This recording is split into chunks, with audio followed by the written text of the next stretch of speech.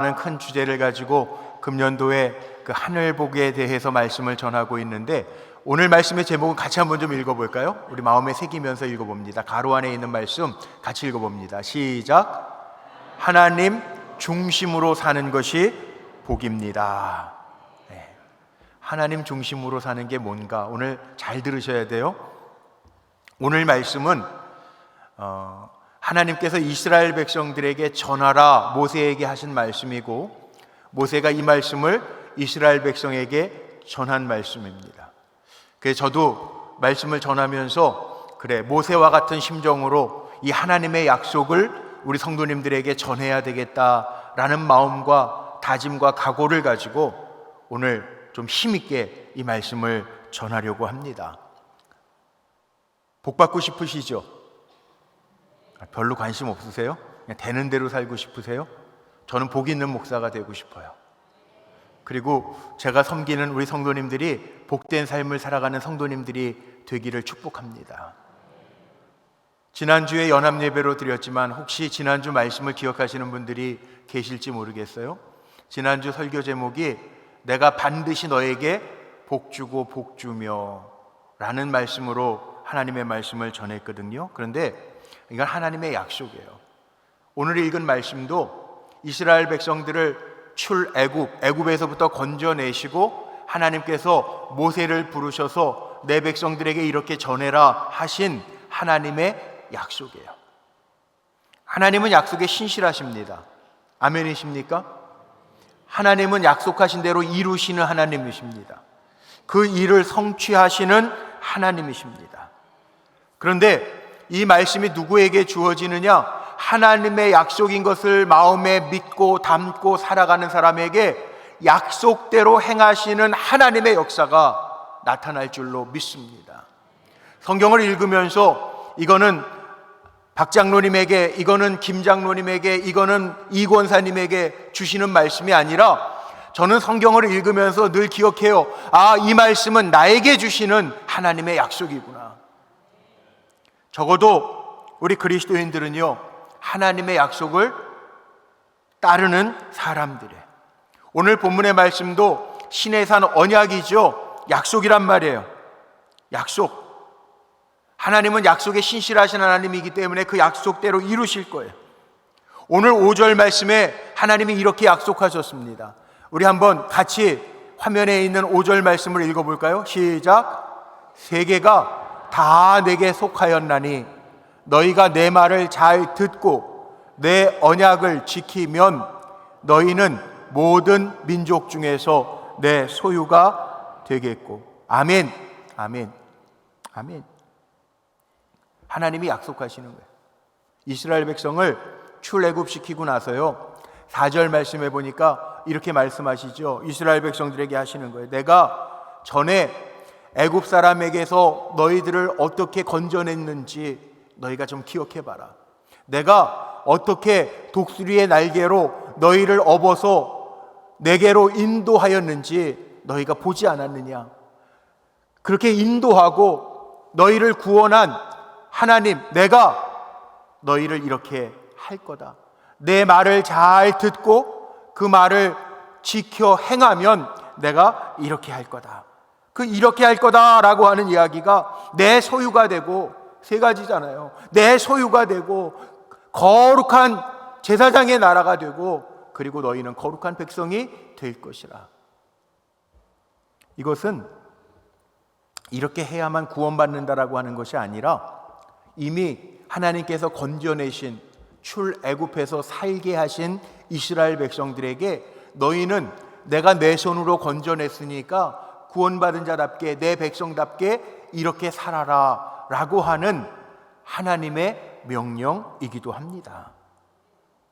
사실 우리는 하나님하고 약속할 수 있는 자격이나 또 여건이 되지 않아요. 생각해 보세요. 하나님은 창조주 하나님이시고 우리는 하나님이 지으신 피조물인데, 창조주 하나님, 그 높으신 하나님하고 그 손으로 지음받은 우리가 어떻게 감히 하나님과 약속을 할 수 있겠어요? 엇비슷해야 약속도 하는 거지. 우리가 사실 무슨 계약을 한다고 그럴 때 건물을 산다, 그만큼 그 건물을 살 수 있는 약속을, 계약을 하려면 나에게도 준비가 돼 있어야 되겠죠. 그 건물에 해당하는 값어치의 물질이 있어야 계약을 할 거 아니에요. 거룩하신 하나님하고 내가 어떻게 감히 계약할 수 있겠어요? 우리는 계약을 체결할 자격조차 없어요. 그런데 하나님은 우리에게 은혜로 약속해 주시는 거죠. 있어야, 완전해야, 이게 아니에요. 하나님이 우리와 약속을 맺으시면서 아주 기본적인 최소의 요구를 하시는데, 이건 누구나 할 수 있어요. 하나님이 엄청난 걸 요구하시는 것이 아니라, 오늘 말씀 속에 보면 너희는 내 백성이 되었으니 내 말 잘 들어, 하나님의 주권을 인정하라는 거예요. 하나님이 주인이십니다. 하나님의 말씀에 귀 기울이고, 그리고 그 말씀을 듣고 지켜 행하라는 거예요. 듣는 거로만 끝나지 말고 하나님의 말씀을 잘 듣고 행하라는 거예요. 순종까지 해야 다 듣는 거 아니에요? 우리가 하나님의 말씀을 들은 거로만 그치는 것이 아니라 하나님의 말씀을 듣고 그대로 순종해서 지켜야만 그 약속을 우리가 다 행한 거 아니에요? 그러라는 거예요. 하나님의 말씀을 듣는 사람이 하나님의 백성이잖아요. 우리가 세상 사람들하고 다르지 않습니다. 똑같습니다. 세상에 있는 사람들과 그리스도인들이 생긴 모습이 다르지 않습니다. 똑같습니다. 우리의 삶의 자리가 다르지 않습니다. 우리의 삶의 자리가 똑같습니다. 근데 뭐가 다를까요? 세상에서 살아가는 사람들과 예수 믿는다고 하는 그리스도인들과 뭐가 다를까요? 보세요. 생김새도 똑같아요. 삶의 자리도 똑같아요. 근데 다른 것이 있다면 우리는 하나님의 백성이기 때문에 하나님의 말씀대로 살아가는 사람이 그리스도인이에요. 내 마음대로 사는 거 아니고요. 내 인생의 철학을 가지고 살아가는 게 아니고요. 우리가 하나님 중심으로 살아간다라고 하는 것은 하나님의 말씀, 보이지 않는 하나님이시지만 우리에게 주신 하나님의 말씀, 우리 심령에 감동하시는 하나님의 말씀, 오늘도 주의 종들을 통하여 주시는 말씀, 그 하나님의 말씀이 생명이 있고 날선 검처럼 우리의 심령을 쪼개기도 한다라고 하는 것을 우리가 알기에 그 말씀을 듣고 아멘입니다, 하나님 그 말씀대로 살겠습니다 다짐하면서 나아가는 사람이 그리스도인이에요. 그래서 기독교는 사랑의 종교라고 이야기하지만 사랑이라고 하는 것도 하나님께서 약속하신 말씀 속에 하나님은 사랑이시라, 그래서 사랑의 종교라고 이야기하고, 기독교는 또한 말씀의 종교라고 이야기해요. 살아계신 하나님의 말씀대로 우리가 듣고 순종할 때 하나님의 일하심이 우리를 통해서 보여진다라는 거죠. 그래서 우리 성도님들이 하나님의 말씀을 잘 듣기도 하고 하나님의 말씀을 잘 묵상하고 읽으면서 깨달아 그 말씀대로 실천하면서 하나님의 주시는 복을 누리는 성도님들이 되기를 축복합니다.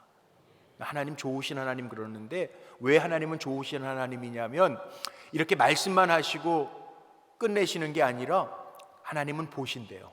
주목하신대요. 그래서 우리가 말씀대로 살아가려고 애쓰는 모습을 보시고 하나님께서 약속하셨어요.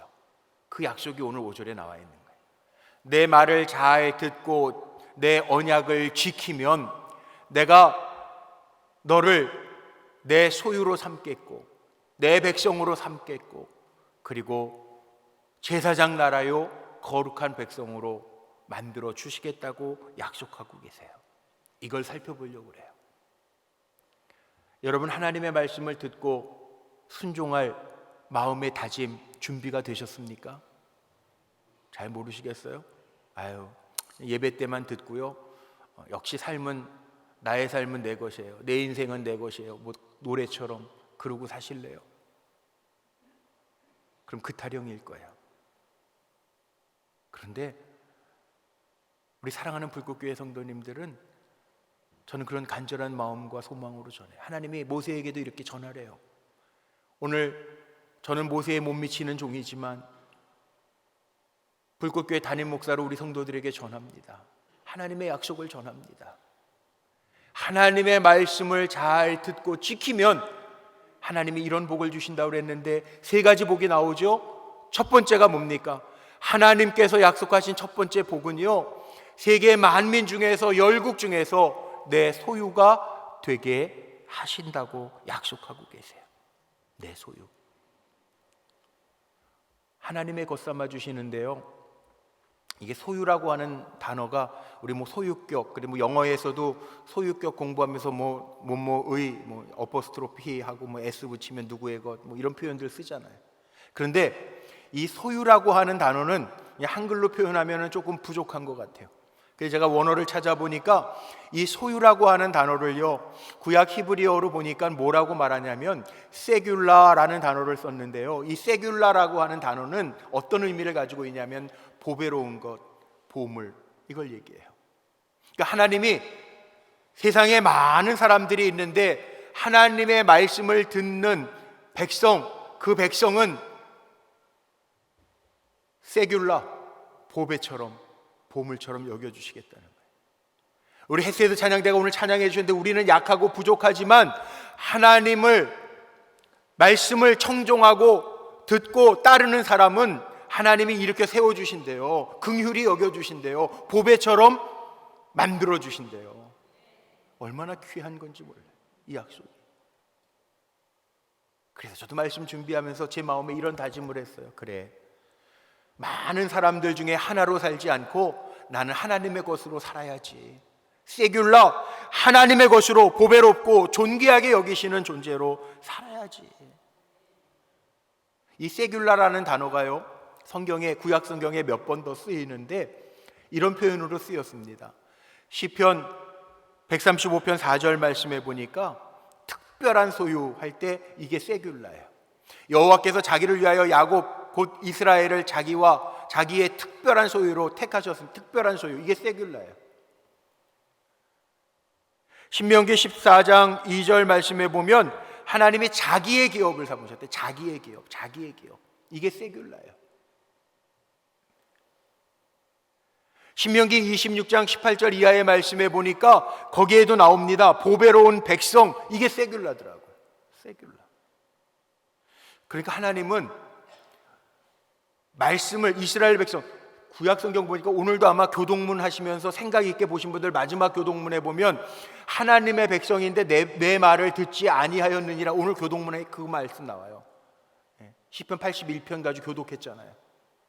하나님의 말씀을 듣지 않는 사람은 내 백성이 아니고요, 하나님의 말을 듣는 사람은 내 백성이라는 건데, 하나님의 말씀을 잘 듣는 사람은 세귤라, 보배로운 존재로 하나님이 여겨주신다는 거예요. 특별한 소유로 여겨주신다는 거예요.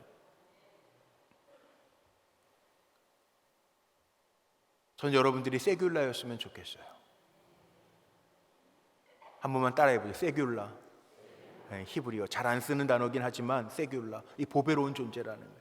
세귤라. 하나님의 말씀을 듣는 사람, 하나님의 말씀에 순종하는 사람, 그 사람이 세귤라. 하나님 특별하게 여겨주신다. 우리가 강해서가 아니에요. 하나님의 말씀을 잘 듣기만 하면, 순종하면 하나님이 그렇게 여겨주신다는. 보세요, 우리 여자분들이 액세서리를 좋아하죠. 반지, 아마 반지 끼고 계신 분들 계실 텐데 보통 다이아 반지 그러면 그게 반지가 다 다이아로 되어 있는 건 아니죠. 중심에 다이아 하나 꽂아 놓으면 다이아 반지 그래요. 그리고 반지 중심에 진주가 있으면 진주 반지 그래요. 우리도 마찬가지예요. 우리 전체가 다 그런 존재라는 거예요. 나는 약하고 부족한 부분들이 있어요. 그런데 하나님의 말씀을 듣고 순종할 때 세귤라, 하나님은 우리를 보배라고 여겨주신다. 우리는 아무것도 아닌 존재가 아니라, 약하기 때문에 약한 존재가 아니라 하나님의 말씀을 듣고 그 말씀대로 순종하기 때문에 보배로운 존재일 뿐만 아니라 하나님의 세귤라, 나의 기업, 하나님의 보배로 우리를 세워주신다는 거죠. 보배가 얼마나 귀합니까? 요즘 여러분 가지고 계신 것 중에 가장 보배로운 게 뭐가 있어요? 값어치 나가는 게 뭐가 있어요? 요즘 핸드폰들도 다 비싸니까 핸드폰, 전 아이패드도 아이패드 제가 가지고 있는 것 중에 그래도 가지고 지니고 다니는 것 중에 비싼 물건이에요. 근데 보배로운 거는요, 함부로 막 하지 않아요. 잊어버리면 잠 못 자고, 이거 잊어버리면 찾잖아요. 그러나 보배롭지 않은 거, 별로 하찮은 것들은 보통 그렇잖아요. 잊어버리면 아유, 그거 어디 가서 하나 또 사야 되겠네, 잊어버렸네, 아 깜빡했네, 그러고 말아요. 그런데 정말 보배로운 거, 귀한 거는요, 보고 보고 또 보고 또 보고, 아끼고 아끼고 또 아껴요. 여러분 가지고 계신 것 중에 보배로운 거 뭐가 있어요? 제가 이렇게 생각해 보니까 뭐 지금은 뭐 핸드폰도 있고 뭐 좋은 시계를 차고 다니시는 분들도 있고 좋은 액세서리도 있지만, 제 머릿속에 기억나는 게, 초등학교 들어가기 전이었는데요, 처음 자전거, 아버지가 사주셨던 자전거가 초등학생 전이니까 4발 자전거, 3발 자전거가 아니라, 3발 자전거는 아기 때 타는 거고 2발 자전거 배우기 전에 4발 자전거 타는데, 기억나십니까? 뒷바퀴에 조그마한 바퀴 양쪽에 2개 걸어놔서 이렇게 넘어지지 않게 중심 잡아주는. 전혀 모르시는군요. 네. 하여튼 4발 자전거라는 게 옛날에 있었습니다. 근데 저 어렸을 때 그걸 사주셨는데, 제 기억 속에 옛날에는 아파트에 살지 않고 이렇게 주택에 사는데, 그 부엌 앞에 나가면은 장독대가 있잖아요. 장독대 밑에 광이 있었거든요. 광에다가 그 어린 나이에, 제가 초등학교 다니기 전이에요, 어린 나이에 광에다가 비 맞을까봐 그 자전거 광에다가 넣어놓고, 밥 먹고 또 광에 가보고, 잘 있나, 잠자기 전에 또 가서 보고, 그 랜턴 들고, 그것도 뭐 깜깜할 때였으니까 랜턴 들고 가서 보고 잘 있나, 그 생각이 나는 거예요. 오늘 찬양 그 찬양 아니에요? 사실 그 찬양이잖아요. 우리는 넘어지고 약하지만 하나님이 우리를 보실 때 우리를 보배롭게 여겨주셔서 보신다는 거예요. 우리를 살펴보신다는 거예요. 뭐 때문에 상처받았구나. 우리는 하나님의 보배로운 존재이기 때문에, 세귤라기 때문에, 하나님의 말씀을 지키고 순종하는 존재들이기 때문에, 우리가 약하고 부족해도 그렇게 보배로운 존재로 여겨주시고 보신다는 거예요. 잃어버리면 안 되기 때문에, 죽으면 안 되기 때문에 예수 그리스도를 통해서 우리를 살려놓으시고 하나님의 백성 삼아주시고, 하나님의 백성이기 때문에 너희는 내 얘기만 잘 듣고 나에게 순종하면 너는 나에게 보배야, 세귤라야, 하나님 그 말씀하시는 거예요. 잊지 마세요. 요즘 참 어렵다 그래요. 제가 지난 주간에도 우리 젊은 집사님, 사업하시는 집사님이랑 제 사무실에서 한참 이야기를 나눴는데, 어렵대요. 기업하시는 분들 뭐 이렇게 융자 얻어서 일도 하고 또 임금도 줘야 되는데 속상하죠. 이게 사장 마음은 직원들이 몰라. 이득이 많을 때 인센티브 같이 나누고 막 그랬는데, 어려워지니까 임금 제때제때 주려고 사장은 애쓰는데 조금 늦거나 그러면 노동청에다가 고발해버리고 막 이러니까 속상하죠. 속상하죠. 얼마나 속상하겠어요. 제가 그랬어요. 집사님, 하나님이 우리에게 붙여준 직원은 사랑하라고 붙여준 거니까 너무 속상해하지 마세요. 그런데 우리는 속상해야 될 것이 있는데, 내가 이 어려움 가운데에서도 하나님의 말씀 잘 마음에 새기고 있는가? 내가 하나님의 법대로 사랑하면서 순종하고 있는가를 한번 점검해 보십시다. 그랬어요. 여러분 낭망하지 마세요. 힘들다고 비관하지 마세요. 오늘 약속의 말씀이에요. 하나님의 말씀을 잘 듣고 지켜 행하면서 살아가면 하나님의 모든 환경마저도 나를 중심으로 이루시는 하나님이라는 거예요. 아멘 하신 분에게 그런 역사가 임하시기를 축복합니다. 네? 한번 생각해 보세요. 저는 성경에 그 약속이 있어요. 시편 57편 2절 말씀에 보면 다윗이 이렇게 고백해요. 하나님이 나를 위하여 모든 것을 이루시는 하나님이시라는 거예요. 나를 위하여 모든 걸 이루신대요. 옛날에는 우리가 천동설, 쉽게 얘기할게요. 지구를 중심으로 태양이 이렇게 도는 줄 알았어요. 그러니까 해가 뜨고 해가 지고. 그런데 바뀌었잖아요. 그냥 쉽게 얘기하면 태양계라는 게 있잖아요. 우리 마찬가지예요. 뭐 불경건하게 예를 드는 것 같지만 하나님이 태양이라고 한다면 하나님 중심으로 은하계들이 있어요. 그러니까 지구가요, 태양 중심을 도는 거예요. 우리가 하나님 중심으로 살아가면요, 달도 있잖아요. 달은 환경이라고 한번 생각해 보세요. 지구를 중심으로 달이 돌잖아요. 전 이런 생각을 해봅니다. 우리가 하나님 중심으로 돌아가면, 하나님 중심으로, 말씀 중심으로 살아가면 환경은 내 중심으로 하나님이 역사하실 줄로 믿습니다. 이게 하나님의 각본 아니에요. 하나님의 사람에게는 세귤라기 때문에, 하나님이 보배롭게 여기시기 때문에 하나님의 각본이 있다는 거예요. 가장 좋은 샘플, 성경이 다 그런 이야기들이지만 하나님 중심으로 살아갈 때 어떤 역사를 보여주시는지에 대한 말씀들이지만, 제가 제일 많이 드는 예 가운데 하나가 요셉이잖아요. 요셉의 이야기 속에는 인생이 다 담겨져 있습니다. 왜요? 형제들에게 버림받았으니까. 배반, 인생의 배반도 있어요. 아무리 믿었던 직원들도요, 다 사람은 자기 중심이야. 좋을 땐 좋은데 내가 좀 불편하고 나에게 월급 제때 조금 이틀이라도 밀리면 고발해버리는 게 사람들이에요. 그러니 아빠가 요셉을 더 사랑하니까 형제들이 가만두겠어요? 형제들에게 버림받아요. 그래도 요셉의 마음의 중심에는 늘 하나님이 계셨어요. 그래서 팔려가도, 종살이를 해도 성실합니다. 죄 지을 때 해도 죄 짓지 아니하고, 내가 하나님 중심으로 사는 사람인데 어떻게 하나님 앞에서 득죄하리까, 이런 마음으로 삽니다. 그랬더니 삶은 곤두박치는 것 같은데, 총리 대신이 되기 전에도 종으로 다 맡길 수 있는 큰 종이 되었다가 하루아침에 곤두박질 치는 것 같은데, 감옥에 간 것 같은데, 그게 정말 망하는 길이었을까요? 아닙니다. 오히려 그 감옥 안에서 술 맡은 관원장, 떡 맡은 관원장 만나게 하고 꿈을 해몽하게 하고, 그래서 바로가 잠 못 이루면서 이상한 꿈 때문에 괴로울 때 술 맡은 관원장이 그를 기억해내서 바로 앞으로 데려와서 꿈 해몽하게 하고, 그런 과정 속에 애굽에서 총리 대신으로 올라가죠. 요셉의 고백이 뭐예요? 하나님이 오늘 이 어려움 속에 나를 쓰시려고 형들보다 먼저 나를 여기에 보내셨습니다. 이게 요셉의 고백이에요. 세귤라, 하나님 말씀 중심으로 살아가는 사람들에게는요, 하나님의 일하심이 있다는 거예요. 우리 불꽃교회 성도님들을 향해서 하나님의 일하심이, 하나님의 각본이 있는 줄로 믿습니다.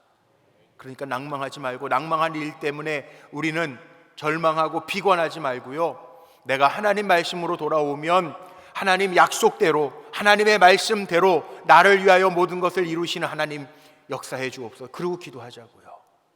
은혜로 산다라고 하는 게 그거예요. 하나님, 제가 그 집사님에게도 그랬어요. 나를 위하여 모든 것을 이루시는 하나님 약속이 있으니까 힘들고 어려울 때 그 말씀 펴놓고, 하나님 약속하셨잖아요.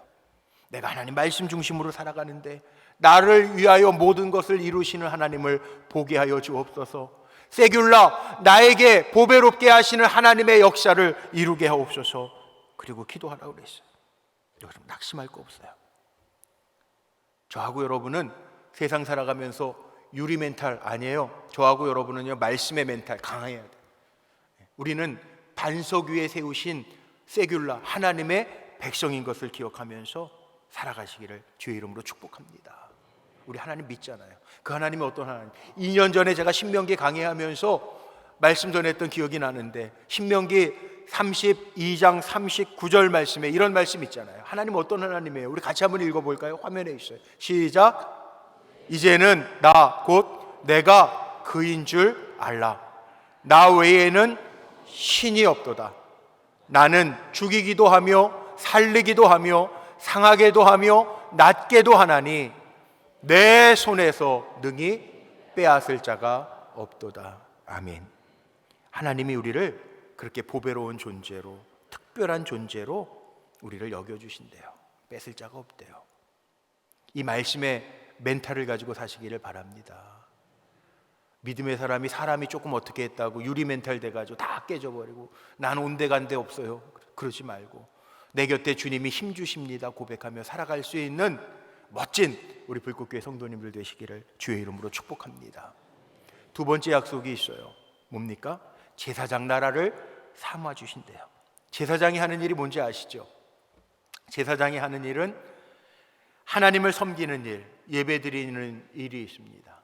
제사장은 하나님의 복을 백성들에게 선포하고 전달합니다. 그래서 제사장은 중보자라고 이야기하죠. 프로페테스라는 단어를 쓰는데, 이게 하나님과 우리 교회 비전처럼 사람들 사이의 중보자, 다리가 되는 역할을 하는 게 제사장이에요. 하나님이 우리를 그렇게 삼으신다는 거예요. 하나님과 세상을 이어가는 우리 교회 비전처럼 제사장 나라를 삼으신다는 거예요. 축복의 통로를 삼아 주신다는 거예요. 그래서 우리는 세상을 살아가면서 이 사명을 감당해야 돼요. 신명기 21장 말씀에 보면 이 제사장이 하는 일을 분명하게 이야기해요.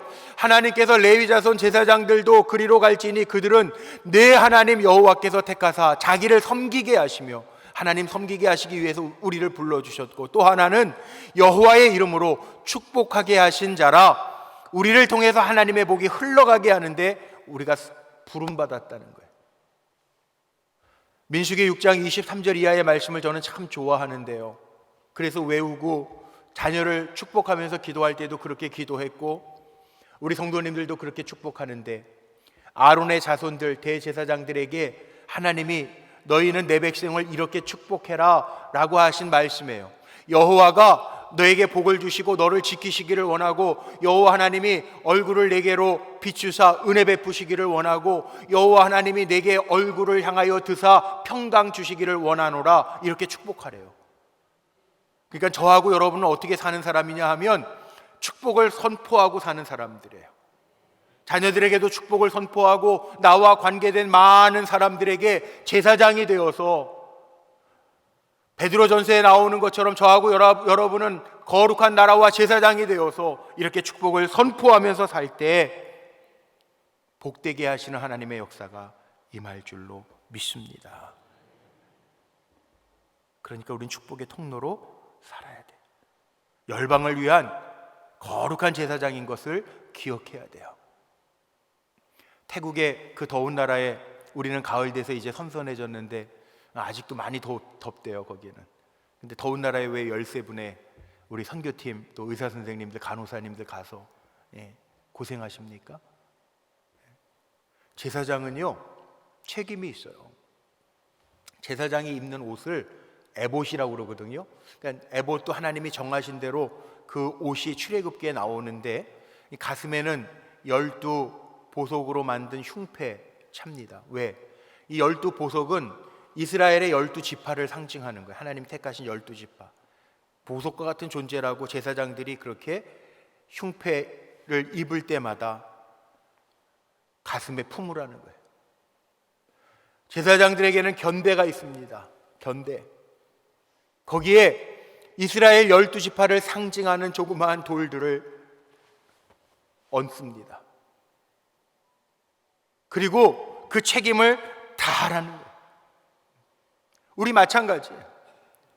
세상 속에서 살아가지만 저하고 여러분은 하나님께서 제사장 나라를 삼아 주셨기 때문에 아무 생각 없이 사는 게 아니라, 하나님이 나를 축복의 통로로 삼으셨다라고 하는 거 기억하면서 그렇게 열국을 품고 어려운 이들을 품고 책임을 얹어서 사역하라는 거예요.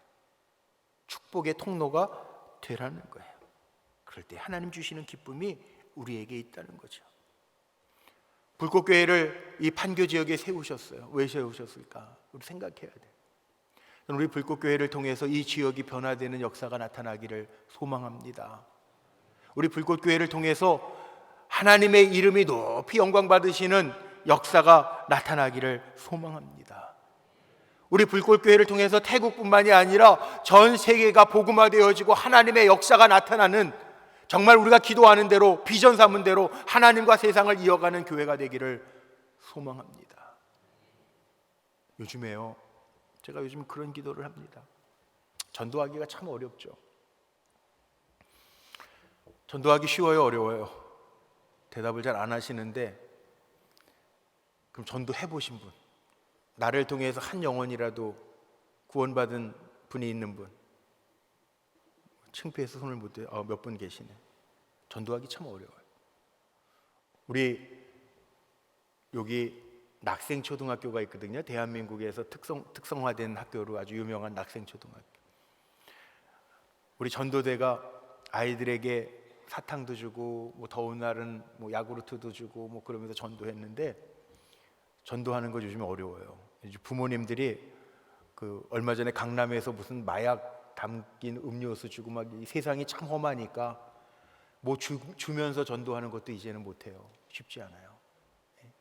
우리 교회의 평일에 한 200여 명의 젊은이들이 판교 테크노밸리에서 일하는 젊은이들, 그 교회를 매일 왔다 갔다 하는 젊은이들, 이 사람들에게 어떻게라도 복음을 전하려고 라벨을 붙여가지고 복음의 핵심을 적어서 생수전도를 하고 막 그랬잖아요. 뭐 기뻐하고 즐거움으로 받아가는 분들도 있어요. 그런데 전도하기가 참 어려워요. 사람과 사람 사이에 만나서 전도하기도 불신의 시대에 장벽이 있어서 너무 쉽지 않아요. 그래서 제가 이런 기도해요. 하나님, 그렇지만 전도하기 힘든 시대지만 소문이 전도가 되게 해주세요. 우리 불꽃교회 좋은 소문나는 교회 되게 해주세요. 그래서 많은 사람들에게 야, 불꽃교회 그러면 하나님의 역사가 있는 교회로 소문나게 해주세요. 그리고 기도해요. 여러분, 그렇게 좋은 소문나는 교회 될 수 있도록 여러분이 흩어지면 작은 교회가 되어서 그렇게 사역하는 일꾼 되시기를 주의 이름으로 축복합니다. 그런데 불꽃교회 다니면서 불꽃교회 왜 이래? 이러는 분들은 뭡니까 도대체? 그러지 말고 우리 옆에 있는 분들 한번 인사할까요? 우리 좋은 소문 냅시다. 시작. 우리 좋은 소문 냅시다.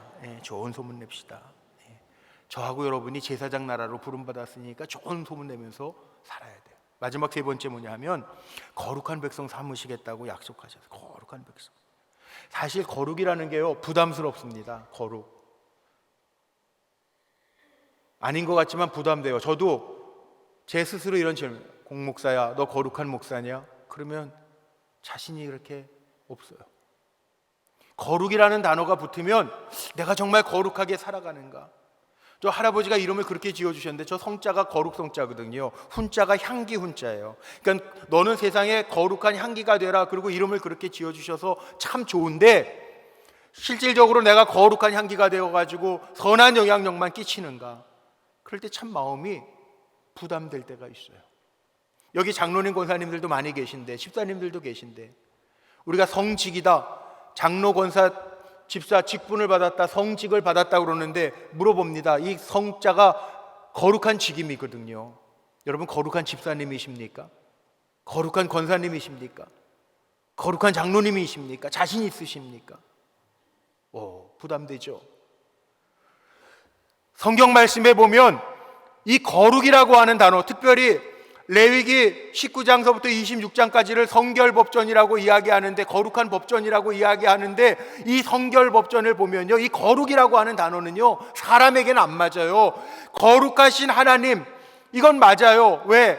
하나님 거룩하신 하나님이니까. 그러니까 거룩이라고 하는 단어는 전능하신 하나님 앞에 붙는 단어고, 도덕적으로 완전하신 예수님이나 하나님께 붙여지는 단어예요.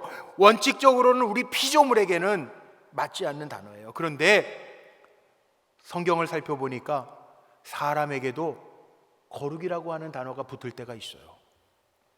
그게 언제인 줄 아세요? 출애굽기에 보면 하나님이 모세야 모세야 내가 선 곳은 거룩한 땅이니 내 발에서 신을 벗어라. 그때 거룩이 나와요. 모세가 늘 양치던 곳인데 그곳이 왜 갑자기 거룩한 곳이 됐습니까? 하나님의 임재가 있었기 때문에 거룩한 곳이에요. 왜 우리를 성도라고 이야기합니까? 하나님이 우리와 함께 하시기 때문에, 우리가 하나님의 말씀을 듣고 준행하기 때문에 우리는 거룩한 무리, 성도예요. 여기를 왜 성전이라고 이야기합니까? 하나님의 임재하심이 있기 때문에 이 자리가 성전이에요. 그러니까 우리 인간에게 거룩하다라고 하는 게 붙을 때에는 내가 혼자 노력한다고 거룩하게 되는 것이 아니라 하나님이 우리와 함께 하시고, 하나님의 영이 우리와 함께 하시고, 하나님의 말씀이 우리와 함께 할 때 우리가 거룩한 사람이 된다는 거예요. 왜 거룩해야 되냐 하면 분명히 말씀하시죠. 레위기에 나와 있는 것처럼 하나님을 잘 섬기기 위해서 우리는 거룩해야 되고, 또 우리가 거룩해져서 정말 하나님의 마음으로 이웃을 내 몸처럼 사랑하며 의를 이루라고, 내가 거룩한 것처럼 너희도 거룩해라. 그래서 성결법전 시작하는 레위기 19장 2절 말씀에 보면 하나님 이스라엘 백성들에게 내가 거룩한 것처럼 너희도 거룩해라 말씀하고 계시는 거예요. 저하고 여러분 어떻게 살까요? 거룩한 백성으로 살아가시기를 주의 이름으로 축복합니다. 우리는 부족하지만 거룩한 백성으로 살아야지. 부족해요. 깨지기 쉬워요. 겉모습 보면 우리 다 건강해 보이고 좋아 보이잖아요. 옆에 있는 분 보시고 몇 살이나 되셨어? 물어보세요. 겉모습 보고 나이도 몰라요. 나이도. 우리 오늘 기도하신 박성욱 장로님 되게 청년 같죠? 환갑이에요. 환갑. 박 장로님 교육부라 다행히 내려가셨네. 다행이네. 안 계셔서. 제가 신사의 나이를 막 공개했는데 환갑이에요. 겉모습만 보면. 어제 결혼식 있어서 제가 버스 타고 주례하러 같이 가면서 옆에 우리 이예수 권사님 타셔가지고 그 얘기했어요. 권사님도 그러시대요. 연세가 드시니까 이제 뭐 관절염도 생기고 손도 막 이렇게 붓고 막 아프고 그러시대요. 그러면서 뭐라고 그러시냐 하면, 제가 아주 극하게 동감했던 말인데, 목사님 요즘 세상이 하도 좋아져가지고 겉모습만 보면은 나이를 모른대. 옛날하고 다르대. 옛날에 환갑 그럼 다 노인이라고 그랬잖아요. 근데 요즘 80대 되셔도 정정해 보이세요. 다. 그렇죠? 박 장로님? 다 정정해 보여요. 장로님도 뭐 어디 70 가까워지는 그렇게 보이지도 않잖아요. 다 60대 중반 다 넘어가시잖아요. 근데요, 우리 권사님이 그러시더라고요. 뭐라 그러시냐면, 근데 겉사람은 세상이 좋아져서 젊어 보이는데 속사람은 똑같이 가요. 아프대요. 겉으로 껍질 떼기는 다 멀쩡한데 나이 드니까 관절염 다 생기고 속병 다 생기고 그렇다는 거예요. 가만히 생각해 보니까 그래요. 안 그런 것 같아요? 다 그러시잖아요. 겉모습은 아주 우리 장로님들도 반듯해 보이시는데 다 약점들이 있어요. 근데 중요한 게 뭔지 아세요? 오늘 찬양했던 것처럼 우리가 그렇게 약하고 부족하지만 하나님은 우리를 긍휼히 여겨주신대요. 보배롭게 여겨주신대요. 이게 얼마나 위로가 되는지 몰라요. 오늘 말씀 마칩니다. 오늘 분명하게 이야기해요. 하나님이 우리를 보배롭게 여겨주시고 제사장 나라 삼아주시고 거룩한 백성 삼아주시는 건 내가 잘나서 있어서가 아니라 내 말을 듣고 잘 지키면 내가 그런 세귤라 존재로 만들어 주시겠다고 약속하고 계세요. 제가 한 줄 결론을 이렇게 내리며 오늘 말씀 마치려고 합니다. 여러분, 하나님 중심으로 살 때, 하나님 중심으로 산다는 건 보이지 않는 하나님 중심으로 어떻게 살겠어요? 말씀 중심으로 살아갈 때 하나님 그렇게 만들어 주신다는 거예요.